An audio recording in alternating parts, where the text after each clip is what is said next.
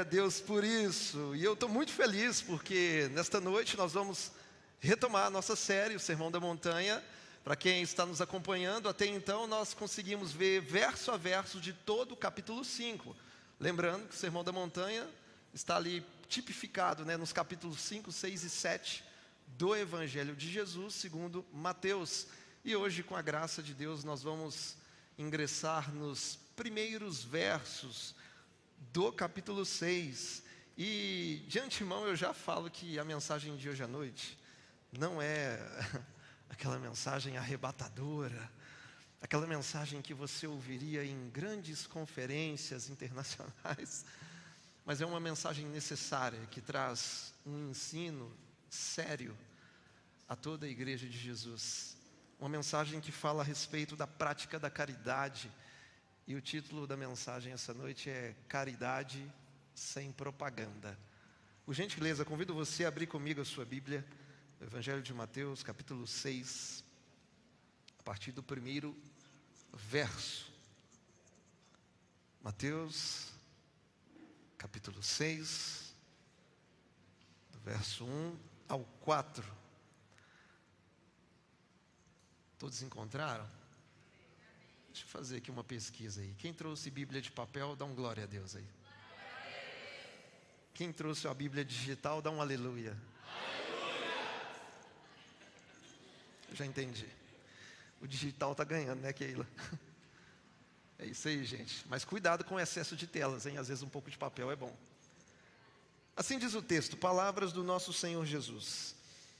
Evitem praticar as suas obras de justiça diante dos outros para serem vistos por eles, porque sendo assim, vocês já não terão nenhuma recompensa junto do Pai de vocês que está nos céus. Quando, pois, você der esmola, não fique tocando trombetas nas sinagogas e nas ruas, como fazem os hipócritas, para serem elogiados pelos outros. Em verdade lhes digo que eles já receberam a sua recompensa. Verso 3, mas ao dar esmola, que a sua mão esquerda ignore o que a mão direita está fazendo, para que a sua esmola fique em secreto, e o seu Pai, que vê em secreto, lhe dará a recompensa. Apenas até aí, feche os seus olhos. Pai, nós, mais uma vez, nós te agradecemos pela palavra do Senhor, a tua santa palavra que foi lida nessa noite, Pai. Te pedimos que o Teu Espírito Santo possa soberanamente aplicar essa verdade em nossos corações. Te pedimos, Pai, para o louvor do Teu nome, transforma as nossas vidas nessa noite. E se necessário for, nos confronte, nos exorte, nos edifique, ó Pai. Nós queremos ser mudados. Não queremos permanecer da mesma forma, Pai. Nós queremos crescer, nós desejamos avançar. Por isso te pedimos, nós te damos total liberdade. Espírito Santo, faça aquilo que só Tu podes fazer nas nossas vidas. É o que nós desejamos, é o que te pedimos nessa noite, para a glória de Deus Pai, em nome de Jesus.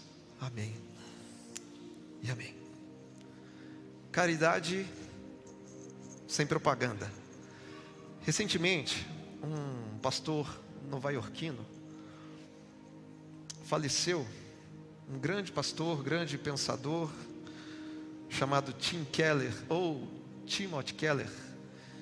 E ele escreveu muitos livros. Um dos livros carregava o título de O Deus Pródigo. E nesse livro, Tim Keller, ele faz a citação de uma história que foi contada lá no século XIX por um pregador inglês chamado Charles Spurgeon. E nessa história, ele diz que um jardineiro, certa vez, fez crescer uma cenoura gigantesca. Foi a maior cenoura que esse jardineiro conseguiu produzir até então. E aí ele teve uma ideia de levar essa cenoura até o seu rei e disse o seguinte para o rei: Majestade, essa é a maior cenoura que eu já produzi. E eu nunca vou conseguir produzir uma cenoura maior do que essa. Portanto, eu quero ofertá-la ao Senhor como símbolo do meu amor e o respeito que eu tenho pela sua pessoa. E o rei ficou comovido com aquilo. Ele conseguiu contemplar a motivação correta daquele jardineiro. E no momento que o jardineiro estava indo embora para casa, o rei pediu que ele esperasse. E o rei disse o seguinte: certamente, você é um bom administrador da terra, e eu tenho um pedaço de terra que fica ao lado da sua fazenda, e eu quero ofertá-lo a você como forma de presente, para que você cuide da sua fazenda e do terreno que eu estou ofertando para você a partir de agora. E o jardineiro ficou assim encantado, ele ficou transbordando de felicidade e foi alegre para casa. Só que em todo esse contexto, ali no Palácio Real, havia um nobre que estava presenciando toda essa cena. E esse nobre pensou da seguinte forma: poxa, se o camarada que trouxe uma cenoura de presente e ganhou um terreno, o que é que eu posso ganhar se eu der algo ainda mais valioso? E se eu desse ao rei, quem sabe, o melhor cavalo que eu tenho? Talvez eu vou ganhar um aras. E assim aconteceu. Aquele nobre pediu uma audiência real, e ele se apresentou diante do rei, levando um lindo cavalo pelas rédeas. Então ele se prostrou diante do rei e disse o seguinte: rei, meu rei, eu crio cavalos e este é o melhor cavalo que eu criei até então, porque eu nunca vou criar um cavalo melhor. Portanto, eu quero ofertar esse cavalo ao Senhor como forma, como demonstração do amor e do apreço que eu tenho por sua pessoa. Só que o rei também conseguiu enxergar a motivação desse nobre. E o rei não aceitou o cavalo e simplesmente o dispensou. E aquele nobre ficou triste, ficou perplexo com aquela decisão do rei. E o rei decidiu se aproximar dele e disse o seguinte: deixa eu te explicar por que eu não aceitei o cavalo. A grande questão é que o jardineiro deu a cenoura para mim, mas você estava dando o cavalo para si mesmo. E diante dessa história, para o início da mensagem, como reflexão, a pergunta que eu faço é a seguinte: será que neste mundo ainda existe altruísmo verdadeiro? Será que ainda existem pessoas que queiram fazer o bem sem esperar nada em troca? Será que é possível nós separarmos as boas obras do marketing pessoal? É sobre isso que falaremos hoje. E no texto que foi lido, Jesus está nos ensinando sobre a maneira correta de promover misericórdia, a maneira correta de promover justiça social, a maneira correta de se fazer caridade. E para falar disso, antes de tudo eu abro um parênteses, dizendo que caridade não é um meio de salvação, porque o ser humano não é salvo pelas boas obras que faz. O ser humano é graciosamente salvo pela boa obra que Cristo fez por nós. Portanto, caridade não é um meio de salvação. A caridade na vida do crente é uma evidência de que Cristo já o salvou. É diferente. Fechando esse parênteses, então nesta noite, ao lermos esse texto, o Sermão da Montanha, início do capítulo 6, nós falaremos sobre pelo menos 3 tipos de caridade. A primeira delas é o que vou chamar de caridade da ostentação. A segunda é o que podemos chamar de caridade da hipocrisia. E por fim, nós falaremos sobre a caridade sincera, que é aquela que Jesus deseja de mim e de você, que Ele deseja da igreja. Então, em primeiro lugar, nós temos a caridade da ostentação. No verso 1, Jesus começa dizendo: evitem praticar suas obras de justiça diante dos outros, para serem vistos por eles. E aqui nós entendemos que quem pratica a caridade da ostentação está em busca de visibilidade. O ser humano pecador, ele adora ter visibilidade. Ele adora ser o centro das atenções. O nosso ego humano adora ser aclamado. A nossa carne gosta de receber elogios, aplausos, admiração. Nós queremos a aprovação de todos. Lá no fundo, nós gostamos de um palco, gostamos de atrair olhares. E lá no fundo, o que o ser humano pecador mais deseja é se tornar o ídolo de alguém. Para quê? Para poder receber louvores, poder receber adoração, devoção. Por isso, repito, o ser humano pecador adora ter visibilidade. E para ter visibilidade, ele faz qualquer coisa, até ações de caridade. No tempo de Jesus, os fariseus praticavam obras de justiça para serem vistos. É isso que nós estamos chamando de caridade da ostentação. Porque caridade da ostentação é uma caridade em busca de audiência, em busca de ibope. Caridade da ostentação é uma caridade em busca de likes, em busca de engajamento, em busca de crescimento orgânico nas mídias sociais.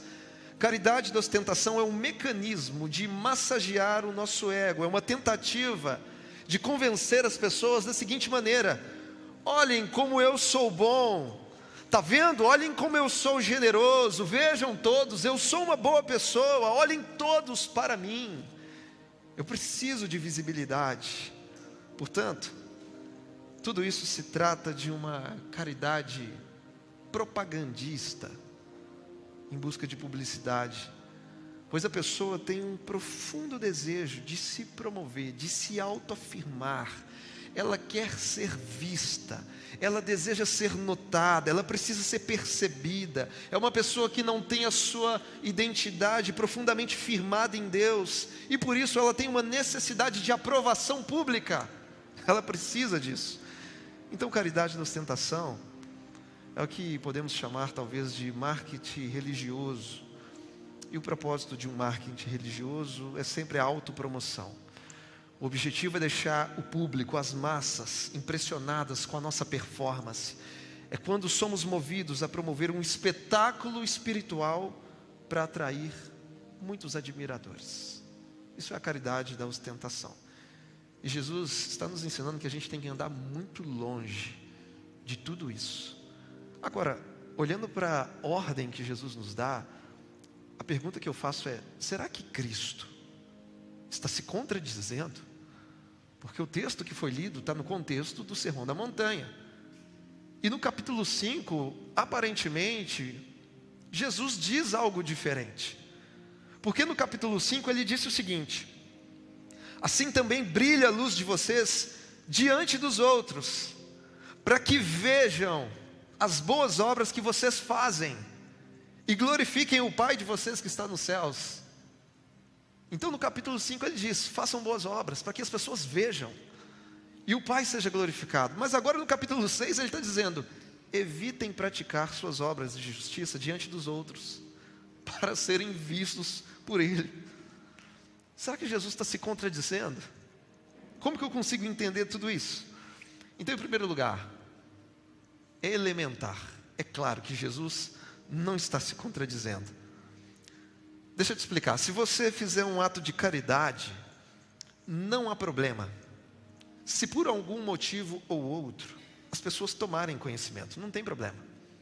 O problema é quando você deseja que as pessoas tomem conhecimento. Então o grande problema não é a caridade em seu aspecto público, mas a caridade em seu aspecto ostentatório. Jesus nos ensina que as boas obras devem ser vistas. Porém, fazemos isto não pelo desejo de sermos vistos, mas pelo sincero desejo de que o nosso Pai seja glorificado. Então existe uma diferença quando a igreja coletivamente pratica a caridade em seu caráter público para que o Pai seja glorificado. E outra coisa é quando eu pratico caridade particular em seu caráter ostentatório para que a glória seja minha. Então, em Mateus 5, Jesus está incentivando a caridade pública, coletiva, que glorifica a Deus. E em Mateus 6, Jesus está condenando a caridade pessoal, ostentatória, que glorifica o próprio ser humano. Portanto, a justiça deve ser praticada, a misericórdia deve ser praticada, a caridade deve ser praticada, mas não como forma de propaganda pessoal, porque qualquer ato de caridade, qualquer ato de justiça social, quem deve receber toda a glória é o nosso Deus e não a gente. Então, em primeiro lugar, nós podemos abordar claramente essa questão da caridade, da ostentação. Caridade em busca de likes. Segundo lugar, nós temos a chamada caridade da hipocrisia. E assim diz o verso 2: quando, pois, você der esmola, não fique tocando trombetas nas sinagogas e nas ruas, como fazem os hipócritas, para serem elogiados pelos outros. O Antigo Testamento apresenta recomendações práticas sobre atos de misericórdia, atos de cuidado, de generosidade para com os pobres e necessitados.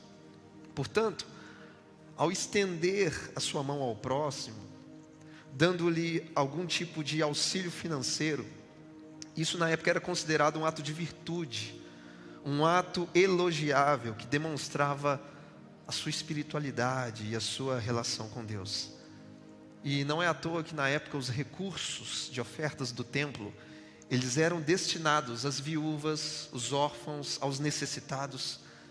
No entanto, as seitas religiosas do judaísmo, elas se corromperam com o passar do tempo, assim como qualquer outra religião.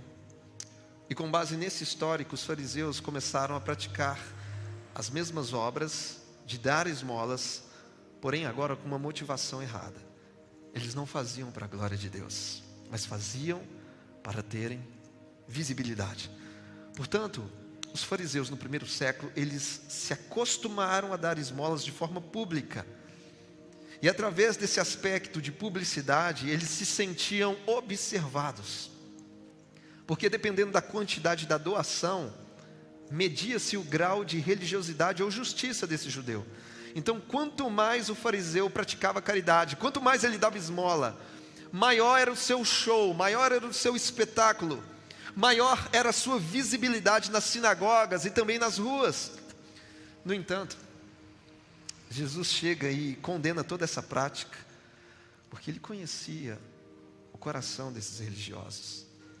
Jesus sabia da hipocrisia deles, porque os fariseus não estavam de fato preocupados com os pobres, mas estavam interessados em receber elogios públicos. Portanto, tudo isso não passava de uma caridade hipócrita. É por isso que Jesus disse: quando você der esmola, não fique tocando trombetas nas sinagogas e nas ruas. Talvez se fosse nos dias de hoje, Jesus falaria para mim e para você: quando você for ajudar alguém, não faça um selfie na hora da ajuda. Não precisa publicar que você está ajudando alguém. Não queira se promover em cima disso, porque é uma caridade hipócrita. E a palavra hipocrisia, nós sabemos que ela tem as suas origens lá no antigo teatro da Grécia, porque na época o hipócrita era um ator que usava máscaras, alguém que assumia um papel, ou seja, quando os atores desempenham um papel, eles fingem ser alguém que na verdade não são. Esse era o problema dos religiosos. Eles assumiam um papel dramático, eles praticavam uma espécie de caridade dramatúrgica, eles encenavam um amor que não era real. Na aparência, eles faziam coisas boas, mas na essência, eles estavam corrompidos pelo desejo de autoexaltação. Estavam com o ego inflado de tantos aplausos e elogios que recebiam. Hipocrisia é isso. É quando a aparência não corresponde à essência. Isso é hipocrisia. Sabe aquilo que parece ser bom, mas na verdade não é? Me lembro uma vez que numa tentativa, eu acho que todo mundo já passou por isso, naquela tentativa de ter uma vida fit. Acho que todo mundo um dia tenta essas coisas, né, Luiz? Alguns riram, né? Porque é verdade, né, Carlos? Nessa minha vida de tentar ser fit, uma vez eu estava no supermercado e vi aquele pacote de granola. Falei assim: vou começar a comer granola. Diz que o pessoal fit come granola, Fernando. Comprei o pacote, levei para casa, estava com muita pressa, piquei algumas frutas, coloquei numa tigela de vidro, apressadamente salpiquei granola em cima das frutas e já tampei imediatamente, fui para o trabalho. E aí no primeiro intervalo que eu tive no trabalho, vou comer a minha granola, porque agora eu sou fit, né, gente? Vamos lá, esse negócio de ficar tomando refrigerante, não, isso não rola não. E aí na primeira investida, na primeira colherada que eu fui levar à boca, eu dei aquela famosa paradinha de Pelé. Não é muito legal falar isso, mas eu percebi que a minha granola estava viva. Eu encontrei alguns vermes, pequenos vermes andando naquela granola. E eu tinha acabado de comprar no supermercado. Eu olhei para o pacote, o negócio estava assim, bonitão. Vou ficar marombado, o trem vai dar tudo certo. Mas antes de colocar a primeira colher na boca, eu falei, cara, tem alguma coisa errada. Eu estou vendo demais, alguma coisa se mexeu nesse negócio. Eu fui ver realmente, tinha alguns pequenos vermes naquela granola. Infelizmente, foi um livramento de Deus. Pois bem, é isso que podemos chamar de caridade hipócrita. É quando aquilo por fora parece ser bom, parece que está tudo ok, não tem problema nenhum, mas por dentro está contaminado. Visualmente parece ser bom, mas na verdade não é bom em sua essência. Certa vez William Shakespeare disse que os homens deveriam ser o que parecem, ou pelo menos não parecerem o que não são. Jesus nesse texto está nos alertando sobre o perigo da caridade que se autopromove. Cristo não está condenando a prática da caridade, mas a motivação errada ao praticá-la. A caridade hipócrita acontece quando de fato eu não me importo com quem está sendo ajudado. Eu só me importo com a minha imagem. É quando eu decido ajudar o próximo não para agradar a Deus.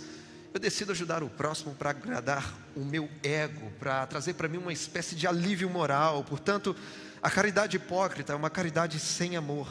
É uma caridade interesseira, que vive buscando algo em troca, que vive buscando tirar proveito de ações solidárias, de ações filantrópicas.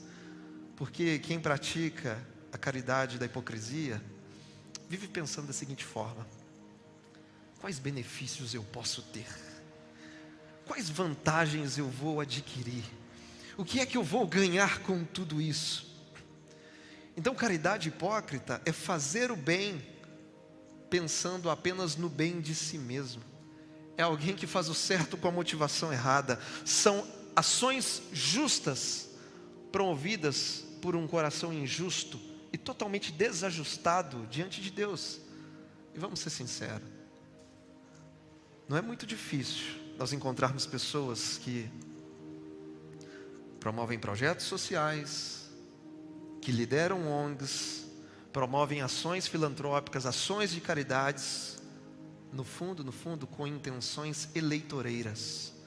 Porque para isso eles precisam de visibilidade, precisam de reconhecimento público.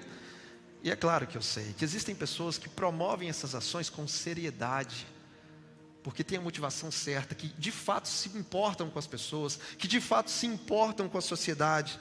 Mas eu também sei de pessoas que, por mais que estejam fazendo algo bom, lá no fundo, elas só se importam consigo. Por isso, o grande objetivo da caridade hipócrita é obter uma recompensa que vem dos homens. E essa recompensa humana pode vir de diversas formas. Ela pode aparecer em forma de elogios, ela pode vir em forma de aplauso, de atenção, de bajulação, porque tem pessoas que são carentes de atenção. Essa recompensa pode vir em forma de popularidade, de contratos assinados, de lucro, de votos, de cargos públicos e por aí vai. Sabe o que é o pior de tudo? É que quem pratica a caridade hipócrita acaba conseguindo o que tanto deseja. Ele vai receber os elogios, ele vai receber o reconhecimento social, ele vai receber os votos, os cargos públicos tão almejados. Ele só não vai receber a recompensa que vem de Deus, porque Deus não tem compromisso em abençoar pessoas hipócritas. Porque quem ostenta para ganhar reconhecimento humano jamais receberá o galardão que vem de Deus. Então Jesus está nos alertando: não podemos praticar a caridade da ostentação, não podemos praticar a caridade da hipocrisia, Mas por fim, em terceiro lugar, o que Cristo quer de nós é a caridade sincera. Porque os versos 3 e 4 dizem: mas ao dar a esmola, que a sua mão esquerda ignore o que a mão direita está fazendo, para que a sua esmola fique em secreto, e o seu pai que vê em secreto lhe dará a recompensa. Aqui temos uma caridade sincera. Caridade sincera é uma caridade secreta. É uma caridade que não é ostentatória, não é hipócrita, é uma caridade livre de exibicionismo e autopromoção. A caridade sincera é uma caridade sigilosa, genuína e verdadeiramente cheia de amor. Então Jesus está nos ensinando que a caridade é um ato de adoração a Deus. Portanto, toda doação deve ser feita para a glória dele e não para a nossa própria glória. A caridade sincera que você faz no secreto está sendo vista pelo seu Pai Celestial. Porque o Pai Celestial, Ele vê todas as coisas.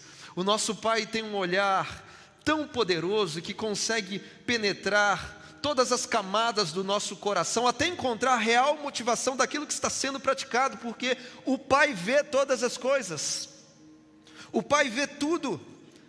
Eu sei de alguns irmãos que têm um hábito muito saudável de escrever versículos bíblicos e sair colando no escritório, na cozinha, na porta da geladeira, e eu acho isso muito legal.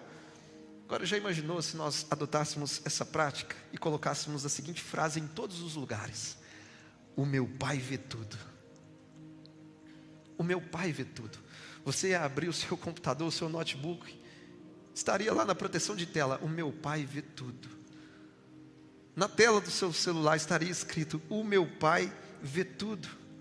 Ao brigar com o marido, ao brigar com a esposa, você olhar para a porta da geladeira, estaria escrito lá: o meu Pai vê tudo.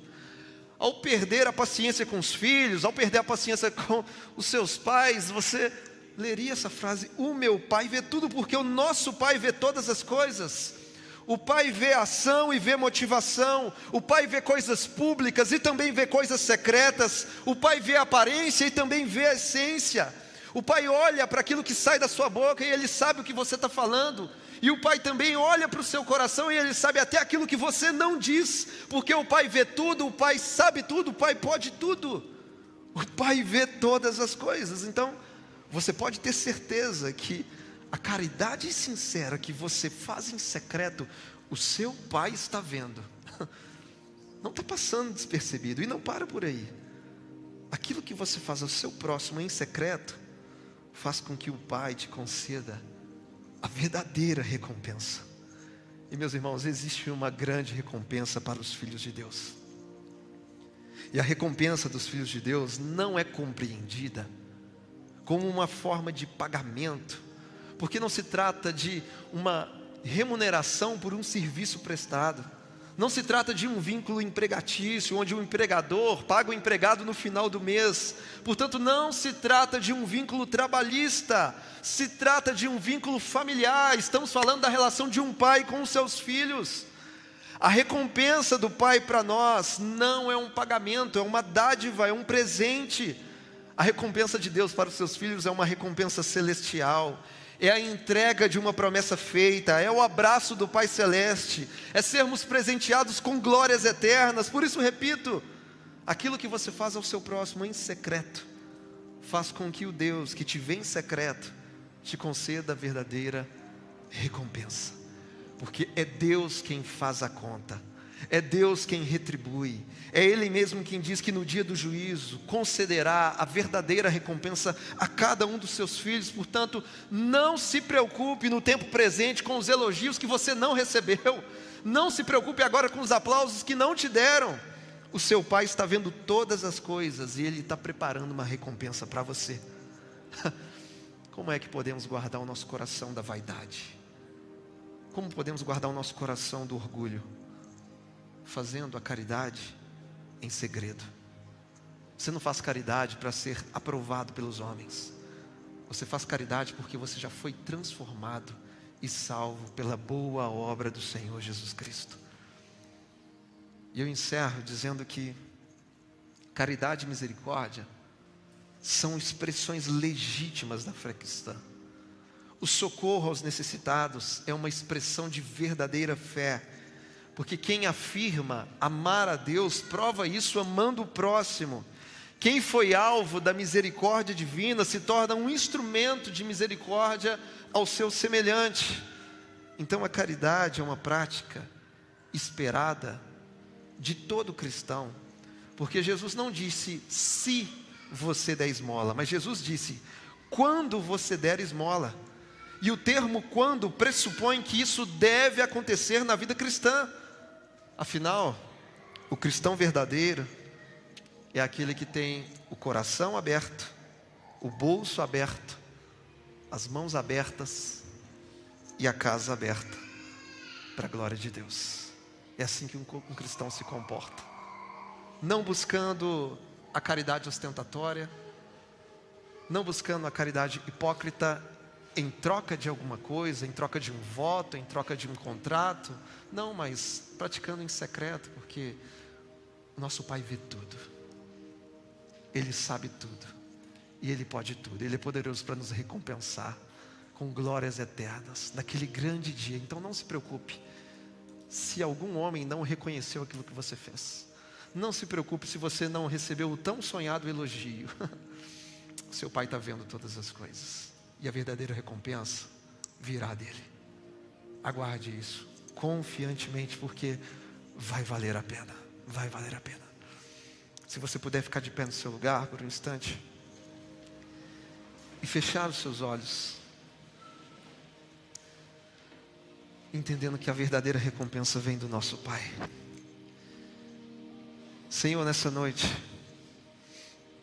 nós te agradecemos pela palavra do Senhor que foi lida, Senhor. Obrigado pela sua verdade que nos corrige, que reajusta as nossas motivações, porque nós sabemos que o teu olhar é tão penetrante, que o Senhor consegue tomar conhecimento até daquilo que não dizemos, Pai. E nós sabemos que é impossível esconder alguma coisa do Senhor. Nós somos incapazes de ocultar alguma coisa diante dos seus olhos, porque o Senhor tudo vê, o Senhor tudo sabe. E nessa noite nós te pedimos, Pai, que o teu Santo Espírito nos conduza a fazer o que deve ser feito, não em troca de ostentação, não em troca de propaganda pessoal, mas que tudo seja feito para a sua glória, Pai. Que possamos nos contentar ao ver o nosso semelhante sendo ajudado, sem esperar nada em troca. Que esse seja o nosso prazer, que essa seja a nossa real alegria, e que o nosso coração transborde do verdadeiro amor, do amor desinteressado, ó Deus. E que possamos viver isso na nossa vida cristã, nas nossas relações de irmandade, porque assim somente o Senhor recebe a glória. Te pedimos, ó Pai, que em nossas ações solidárias, em nossos atos de misericórdia, em nossas ações de caridade, que a única plateia seja a Trindade, que seja o Pai, o Filho e o Espírito Santo contemplando em secreto, e que naquele grande dia, Pai, o Senhor possa nos abraçar com a sua glória eterna, com o seu amor insondável, ó Pai, aonde o Senhor será tudo em todos, Pai. É o que nós te pedimos nessa noite, para a sua glória, Pai. Muda o nosso coração, transforma o nosso entendimento, enche-nos do teu Espírito, enche-nos do teu amor, e nos dê um coração, Pai, parecido com o teu, porque nós queremos viver para a sua glória, tendo o seu caráter todos os dias até a tua volta, Pai. É o nosso desejo, em nome de Jesus. Amém, amém e amém. Amém, meus irmãos? Quem aí está pronto para viver a caridade sincera? Jesus não te chamou para hipocrisia, não te chamou para ostentação. E não se esqueça que a caridade, ela tem o seu aspecto público, mas quando ela é promovida coletivamente, quando não é nominal, quando é a igreja que está promovendo, aí a glória é do Pai. Mas nas nossas caridades pessoais, não tem necessidade da gente aparecer. Não há necessidade da gente buscar ostentação para querer glória para si. Então que o nosso coração seja guardado, guiado pelo Espírito Santo em toda ação, em cada pensamento, em cada palavra, em cada prática, que tudo seja para a glória do nosso Deus. Amém? Cuidado com a caridade e cuidado com as granolas do supermercado. É sério, pode acontecer um acidente. Amém? Que o amor do Pai, que a graça de Deus Filho e que a comunhão do Espírito Santo seja sobre as nossas vidas hoje e até a volta de Jesus. Que você vá em paz, tenha uma semana abençoada para a glória do nosso Pai que vê todas as coisas. Deus abençoe vocês.